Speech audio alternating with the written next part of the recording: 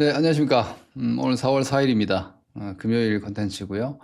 제가 골든크로스 김동현 TV를 이번 4월부터 본격적으로 이제 이사 왔죠. 토마토 TV 토마토 김동현 TV는 채널 폐쇄됐고 제가 이제 토마토에서 해촉이 돼서 계약 해제해서 독립을 하게 됐습니다. 골든크로스 김동현 TV에서 오늘 금요일 컨텐츠를 처음으로 녹화를 하고 있습니다. 보셨다시피 이제 화요일에 라이브를 뭐 기존에 하던 대로 화요일 4시에 진행을 하고 있고요. 그리고 여러분들의 반응이 너무 좋으셔서 이 목요일 종목 진단을 계속 좀 해드릴까 하는 생각이 있습니다. 그래서 목요일 4시에 종목 진단을 좀 빠르게 해드리는 걸로. 이게 뭐 되게 뭐 심도 있게 종목을 공부하고 말씀을 드린다기보다는 제가 알고 있는 한도 내에서 좀 진행을 하는 식으로 저 같으면 이렇게 한다 이제 이런 정도의 컨셉으로 목요일 계속해서 아마 종목 진단을 해드릴 수 있을 것 같습니다. 오늘은 기존에 해오던 이 목요일 컨텐츠인데 이건 뭐 시황의 특징사항이 있으면 시장에 대한 뷰를 한 번 더 전달을 해드리는 것이고 그 외에 뭐 종목 혹은 이슈에 대해서 자유롭게 제가 선택해서 올려드리는 녹화 컨텐츠인데 이번 주가 상당히 중요한 주간이었습니다. 이번 주는 제가 그 지난주까지는 이제 토마토에서 방송을 진행을 할 때 여러분들께 계속 강조드렸던 다음 주에 중요한 이벤트가 있고 지금 시장이 지난주까지 시장이 엉망이었는데 이번 주도 뭐 좋게 마감한 건 아닙니다. 근데 이제 우려했던 것들이 일단은 시장에 노출이 됐죠. 첫 번째는 이제 공매도는 이제 재개가 됐습니다. 이제 이 공매도는 이제 상수가 된 것이죠. 여러분들이 대차 잔고가 많다 걱정을 하시는데 당연한 겁니다. 대차 잔고가 늘어나는 것은 당연하죠. 공매도를 금지시켰다가 공매도를 재개했고 이 공매도의 규제 핵심이 네이키드 셀링 즉 무차익 공매도를 못하게끔 하는 그 감시 조치 강화기 때문에 공매도를 하기 위해서 기관들이 대차 잔고를 늘리는 건 당연한 겁니다. 그러니까 주식을 빌려놔야지 공매도를 할 수 있게 돼 있기 때문에 혹은 이틀 안에 주식을 빌려야지 네이키드 셀링이 되지 않는 거라서 대차 그 잔고는 코스피 200, 코스피 200 그리고 코스닥 150은 뭐 당연히 상시적으로 이제 대차 잔고가 높은 수준을 유지할 수밖에 없죠. 2년여간 공매도가 금지됐었기 때문에 이거는 이제 그냥 이벤트로서는 이제 소멸입니다. 그냥 공매도는 그냥 앞으로도 계속 있다라고 생각을 하시고 제가 공매도에 대한 컨텐츠를 올려드렸다시피 여러분들이 걱정했던 어떤 많이 오른 종목이 아니라 오히려 2차전지가 또 공매도를 더 많이 두드려 맞는 것처럼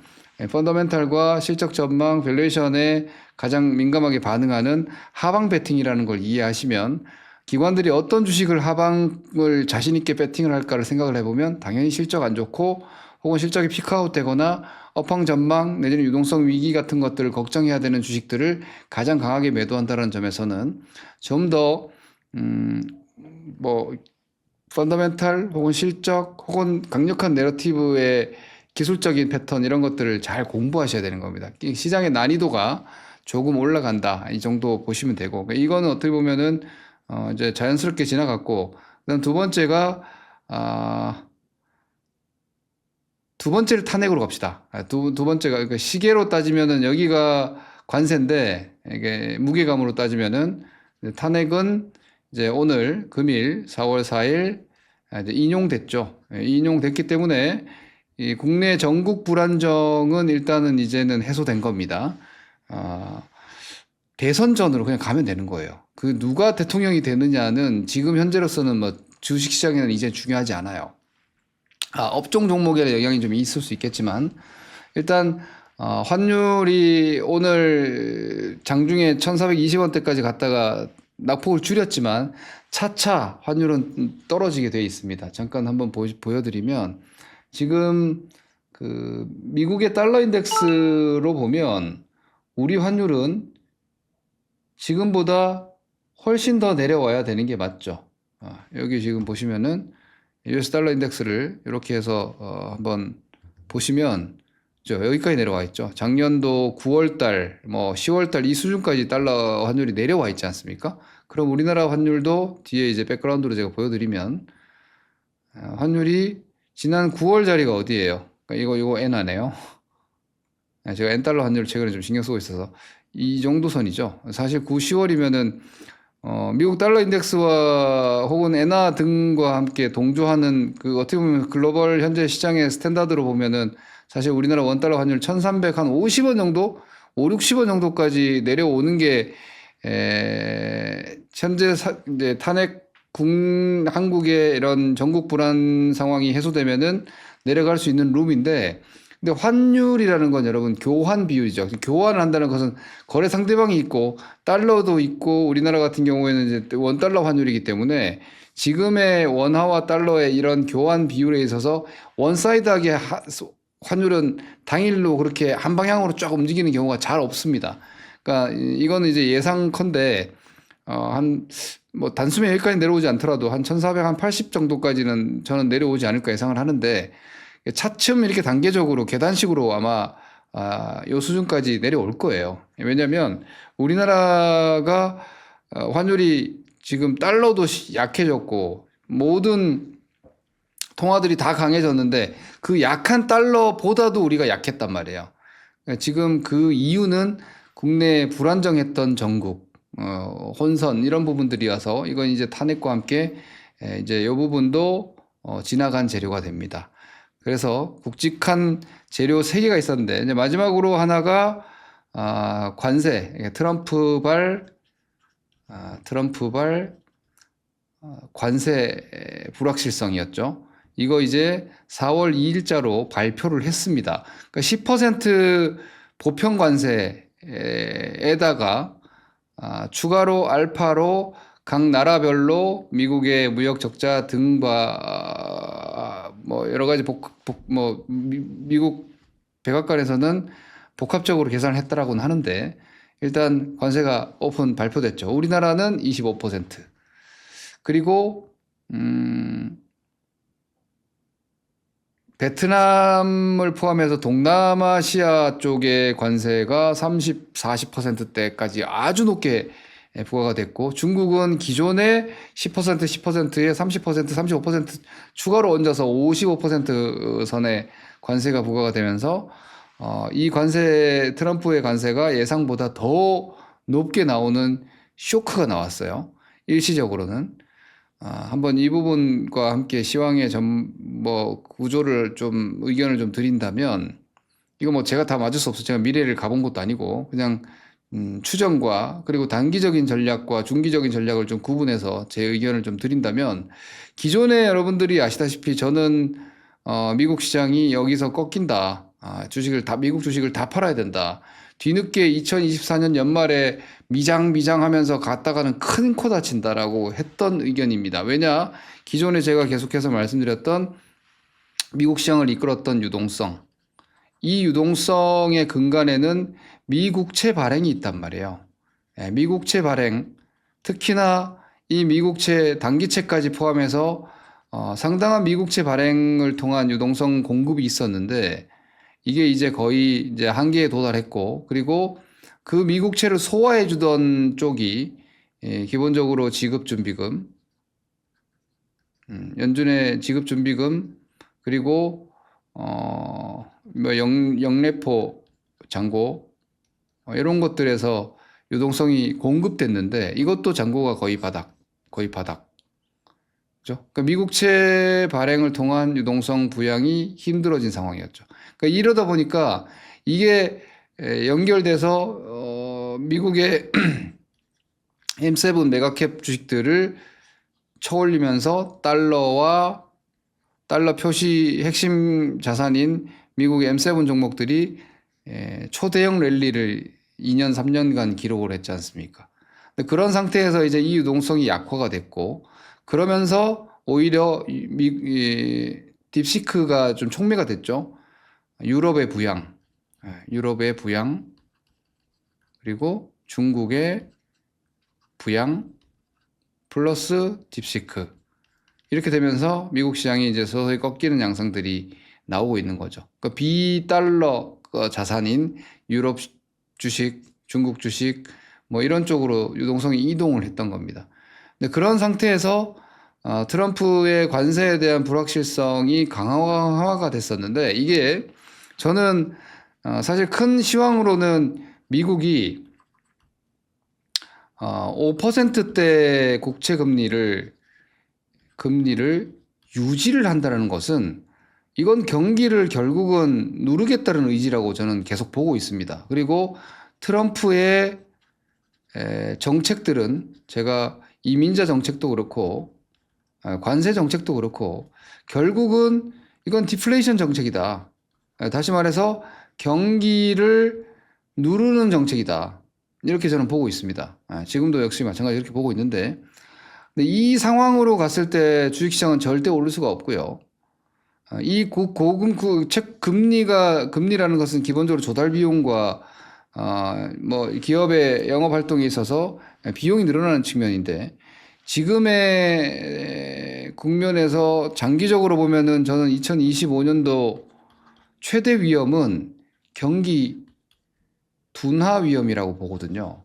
그래서 이 경기 둔화 위험이 발생이 됐을 때 이제 우리가 늘 얘기하는 패드 풋이 나오는 거예요. 그러니까 금리를 고속 인하하는 상황이 저는 있을 수 있다라고 우려하고 있는데 금리를 고속 인하한다는 것은 주식시장이 금융시장이 고속으로 떨어진다는 얘기예요. 그리고 적극적인 인하 속도를 높일 시점부터 이제 시장이 바뀌는 겁니다.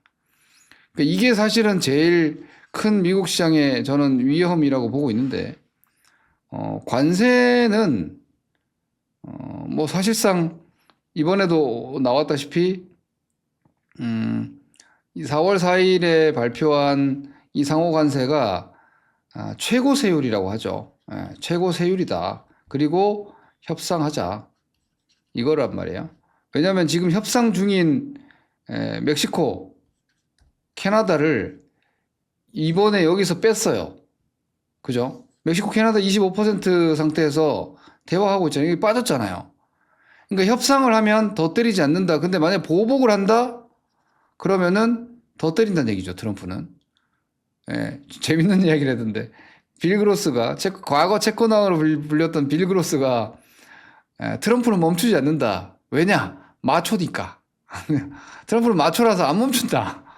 그러니까 이제 사실상 다른 나라들, 뭐 프랑스가 지금 막 강하게 나오고 있지만 결국은 미국이라는 큰 시장을 포기할 수 없기 때문에 프랑스 같은 경우도 명품이라든지 이런 쪽에 대해서 미국 시장을 포기할 수는 없으므로 협상을 하자는 거죠. 그리고 계속해서 협상의 여지를 열어두잖아요. 내가 때린 이번 4월 4일 관세는 최고 세율이고 협상을 잘하면 낮춰줄 수 있다. 그리고 미국 시장이 급락하니까 어때요? 예상했다. 예상했다. 예상대로다. 그리고 트럼프는 위대한 대통령이 되고 싶어 하잖아요. 그러니까 결국은 미국의 제조업이 강해질 것이다. 생산 공급원이 미국이 될 것이고 앞으로 과거의 그레이트 아메리카의 그런 어떤 제조업 강국으로서의 미국을 재현하고자 하는 근데 사실 이게 쉽지 않습니다. 왜냐하면 인건비 때문에. 그래서 뭐 사실 이건 뭐 핵심 얘기는 아닌데 이건 결국은 테슬라와 조인이 되고 있는 이유이기도 한데 뭐 제도적인 개선이 나중에 장기적으로 필요한 것일 거고 결국은 그렇게 가는 과정에서 제가 계속 말씀드리다시피 2025년도에 나타나는 여러 가지 문제들은 트럼프의 탓과 함께 바이든을 같이 물고 늘어질 수가 있잖아요.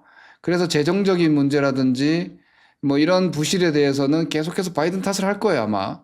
그러면서 트럼프는 관세로 인한 이게 대외 세입을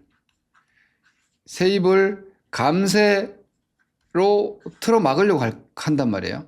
그러면은 감세로 인해서 내수 부양도 다시 할 수 있다.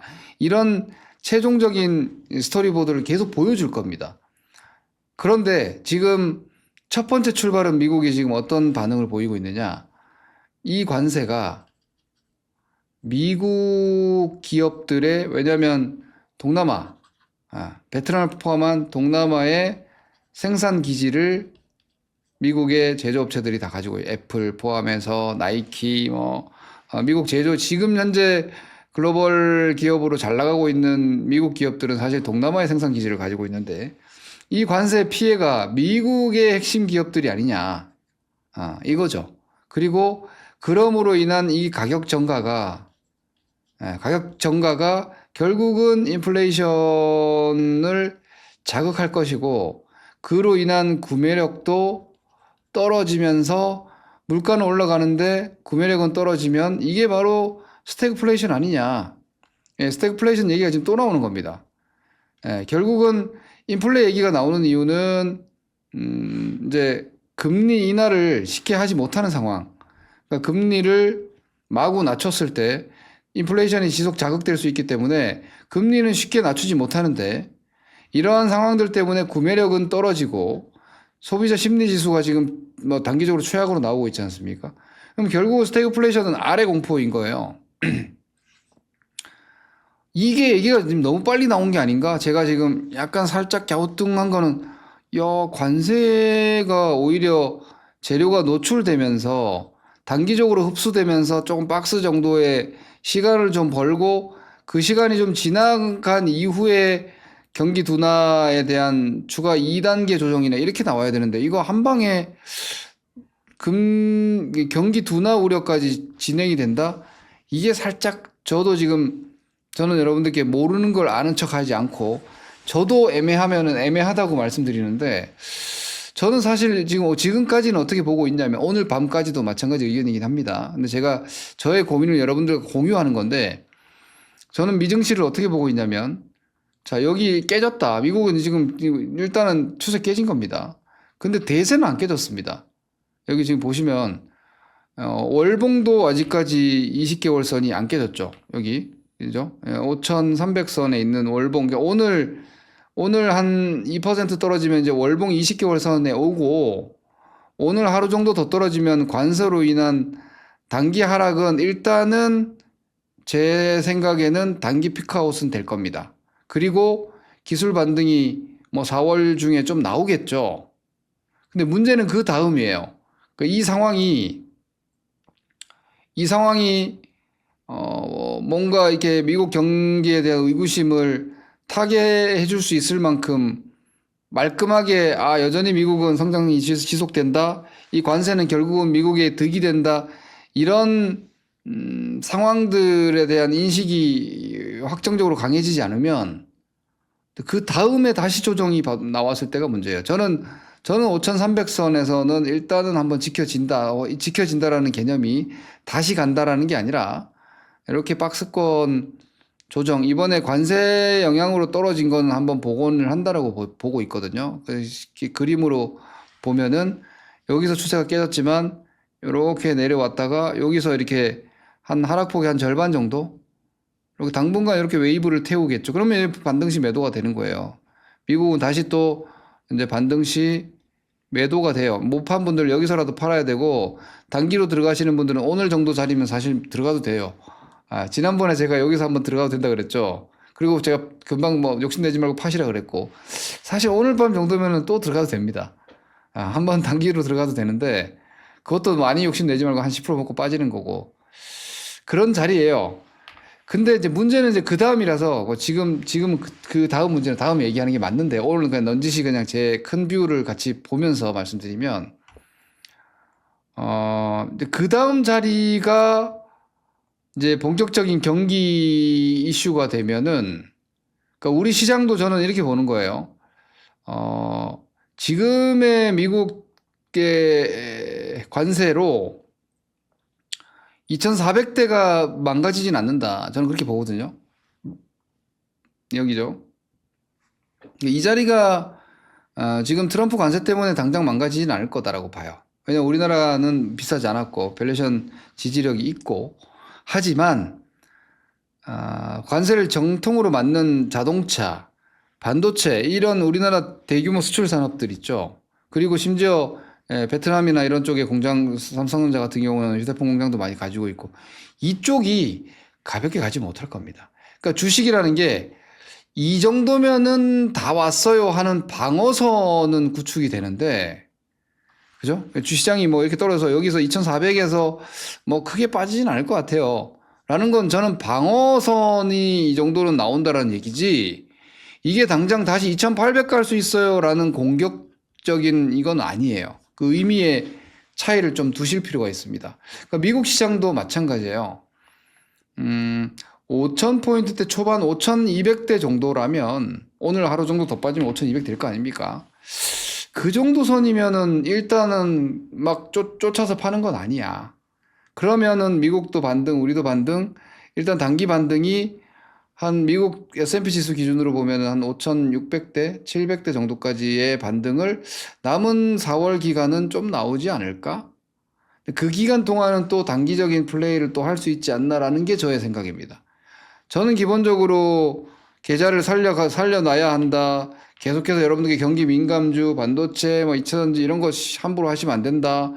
뭐 이런 의견을 계속 드려왔고, 시장 개별적인 종목 장세로 가셔야 되고, 실적 좋은 종목 쪽에 대한 차별적으로 가셔야 되고, 뭐 기술적으로 보면은 바이오 일부 종목에 대한 컨트롤 이렇게 하면서 크게 깨지지 않는 전략으로 당분간 가야 된다는 의견을 좀 드려왔는데, 그렇게 하면서도 조금 손해를 아마 보신 분들이 많이 있어요. 시장이 단기적으로 이렇게까지 약하면은 사실 수익 내기는 쉽지 않죠. 그러면 우리 전략은 4월 중 반등 시 매도 이렇게 가는 게 맞죠. 단기 전략상으로는. 그죠? 여러분들이 무슨 반등 시 매도냐, 먹은 게 뭐 있다고. 먹은 게 없어도 지금 과연 미국 시장이 저는 단기 반등은 나온다고 봐요. 단기 반등은 오히려 오늘 밤 기점으로 다음 주 뭐 혹은 4월 뭐 중하순 혹은 길면 한 5월 정도까지도 반등 정도는 나올 수 있다고 보고 있는데, 그랬을 때 여기는 매도라는 거죠. 여기는 올라오면 매도. 그러니까 시장이, 그러니까 미국 시황이 반등 시 매도예요. 저는 여기서 매도하시라 그랬습니다. 분명히. 그죠? 저는 여기서 미국 주식, 예, 다 팔아야 된다. 저는 그렇게 의견을 드렸죠. 지금 다 팔아. 테슬라 500 못 간다. 넘어가면 뭐 그냥 내 거 아니다 생각하시고 파세요. 예. 엔비디아 150 그냥 파세요. 140 그냥 파세요. 저는 이런 의견을 계속 드려왔기 때문에. 근데 지금도 물려 계시거나 혹은 단기로 들어가시는 분들은 짧게 먹고 빠지라는 거죠. 왜냐? 진짜는 제가 생각하는 2025년도 시장의 진짜 전투는 이거 RA 공포라는 거죠. 제가 지금 관세 얘기와 지금 리세션 우려가 바로 너무 빨리 나오는 거 아니야? 제가 지금 그게 지금 약간 헷갈려요. 설마 지금 경기 둔화 우려를 같이 다 반영해버린다고? 너무 빠른데? 너무 빠르고, 아직은 그렇게까지 미국의 실물 경제가 데미지를 입는 모습이 보여지지 않고 있고, 설령 오늘 저녁 나오는 고용 데이터가 조금 나쁘다고 해도 이게 확신적 리세션 공포가 현실화된다라고 보고, 저는 그 하락이 나오면 여기까지 떨어진다고 보는데, 저는 올해 S&P 500의 저점을 이 빨간 선이라고 보고 있거든요. 근데 금융 시스템적인 문제가 생기지 않으면 거기까지가 맞죠. 저 빨간 선까지가. 왜냐면 최근에 이제 하이힐드 스프레드 같은 것들도 조금씩 올라가고 있긴 해요. 그러니까 미국의 주식시장이 빠지면 원래 신용시장이 조금 경색되는 양상이 최근에 나오고 있기 때문에, 지금 보시면은 미국의 이런 하이힐드 스프레드가 지금 좀 올라오고 있잖아요. 그죠? 아직까지는 뭐 5%대까지는, 5% 가면 이제 이건 좀 조심해야 됩니다. 근데 아직은 뭐 절대 수치 자체가 뭐 3%대니까, 3% 중반이니까 아직 벌벌 떨 상황은 아닌데, 이게 조금 고개를 들기 시작했다라는 건 미국 시장에 이제 스트레스가 전방위적으로 조금 나타나기 시작했다는 거거든요. 근데 저런 신용 문제가 생기지 않는 선에서는, 그리고 트럼프가 내년에 중간선거 있고, 올해 여러 가지 저는 이제 그렇게 생각하는 거예요. 뭔가 푸닥거리를 할 거라면 올해 한다는 거죠. 왜냐? 올해가 트럼프 취임 4년인데 저는 3기에 대해서 시도할 거라고 봐요.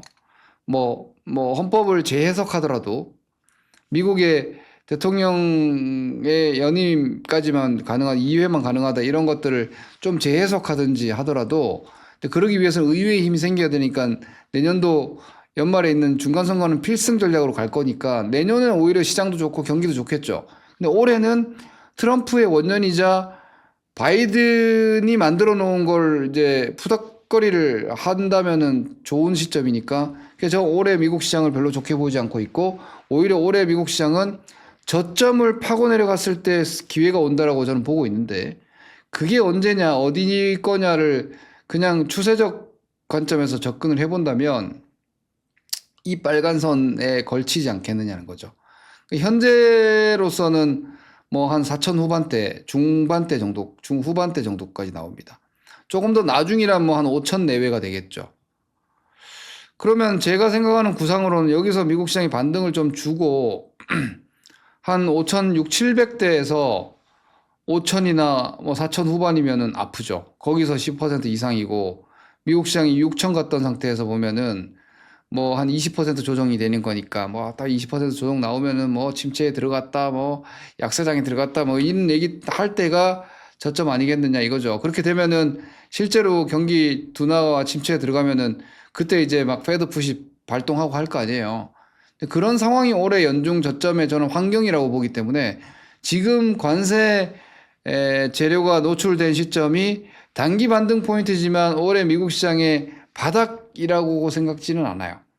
그러면 이 현재 시점에서의 단기 전략은 일단 오늘 저녁 정도에서는 반등 시도를 할 수 있는 자리까지 내려가기 때문에 다음 주 우리 시장 전략도 일단은 반등입니다. 근데 이 반등이 우리 시장이 막 이거 넘어가는 상황이 아닐 것이고 예상컨대 이 하락의 한 절반 되겠죠. 이 정도. 이평선이 밀집해 있는 코스피 기준으로 보면은 또 2600 싸움을 하지 않겠느냐 이겁니다. 그럼 지금 많은 종목들이 그림이 다 깨져 있어요. 지금이 정말 많은 종목이 그림이 다 엉망진창 돼 있는데 뭐 지수 반등 나오면 지수 반등 나오는 만큼 좀 반등 나오겠죠. 근데 거기서 또 반등시 매도인 겁니다. 제가 괜찮습니다. 이제부터는 공격 앞으로 시장이 오를 일만 남았습니다라는 이야기를 할 수 있으려면 제가 생각하는 미국 시장의 바닥 뷰가 나와야 되고 뭐 일각에서는 이렇게 얘기해요. 우리나라 시장이 많이 안 떨어졌기 때문에 많이 올라가지 않았기 때문에 미국이 떨어지더라도 우리는 괜찮을 수 있다. 저는 그렇게 생각지는 않습니다. 물론 한국 시장의 코스피 200, 2400의 밸류에이션 자체가 코스피 PB 밸류로 0.8배수대 초반이기 때문에 미국 시장이 아주 심각한 하방 액션이 나오지 않으면 우리 시장은 나름 하방 경직은 나올 겁니다. 그죠? 나름 하방 경직은 나올 테고 뭐 일부 방어적 종목들로는 수익률을 볼 수도 있어요. 하지만 우리 시장에서도 경기 민감하고 이 관세 데미지를 가격 전가를 강하게 하지 못하는 고가 내구재가 우리 반도체 그리고 IT 쪽에는 우리 기업들이 많지 않습니까? 자동차 이런 쪽은 무거울 수밖에 없다는 거죠. 당분간은 좀 무거울 수밖에 없고 그래서 제가 계속해서 작년도 하반기부터 그런 종목들 저는 반도체 안 합니다. 2차 전지 난 더 내려간다고 봅니다. 이런 이야기를 계속 하고 있고 지금도 저는 화장품이나 이런 싼 주식들 하셔야 되고 그리고 실적 좋은 그나마 조선, 방산 이런 종목들 그리고 전력망 제가 전력망 매도 포인트도 정확하게 여러분들이 말씀드렸죠. 그동안 계속 전력망 얘기해왔고 뭐 이러고 있는 이유가 그리고 지금은 이제 정치적 환경이나 이런 것들로 엔터주나 이제 중국이 우리나라에 손을 좀 더 내밀 수밖에 없는 구조니까 한한령 해제가 일시적인 재료가 아니라 또 나올 테고 근데 그런 쪽에서만 선별적인 트레이딩을 할 수밖에 없는 겁니다. 그게 아니라 시장에 민감하고 경기에 민감하고 혹은 미국의 관세 가격 전가력이 좀 떨어지는 그럼으로 인해서 수요가 둔화될 수밖에 없는 이런 산업 섹터는 뭐 여기서 큰 폭으로 떨어진다 이 관점보다는요 힘들다는 거죠. 당분간 좀 무거울 수밖에 없다는 것이고 거기에서 미국 시장이 레벨 다운이 만약 뭐 5월 6월로 가서 돼버리면 그냥 한 번 더 맞을 수밖에 없어요. 근데 그때 가서 이제 진짜 이제 경기 싸움에 들어가는 거고 시장 싸움에 들어가는 거지 아직은 제가 이 얘기 지겨워요. 사실은 그냥 종목별 선별 대응을 할 수밖에 없고 시장은 조정기 박스니까 흥분하지 마시고 서둘러서 급하게 빨리 뭔가 하려고 하면 우왕좌왕 손절하면서 돌아다닐 수밖에 없는 장이에요. 그러니까 뭐 조정기야. 서두르지 마. 기대 수익률 많이 안 나와. 안전하게 가야 돼. 천천히 가야 돼. 예. 과격한 종목 스타일 이런 거 주의해야 돼.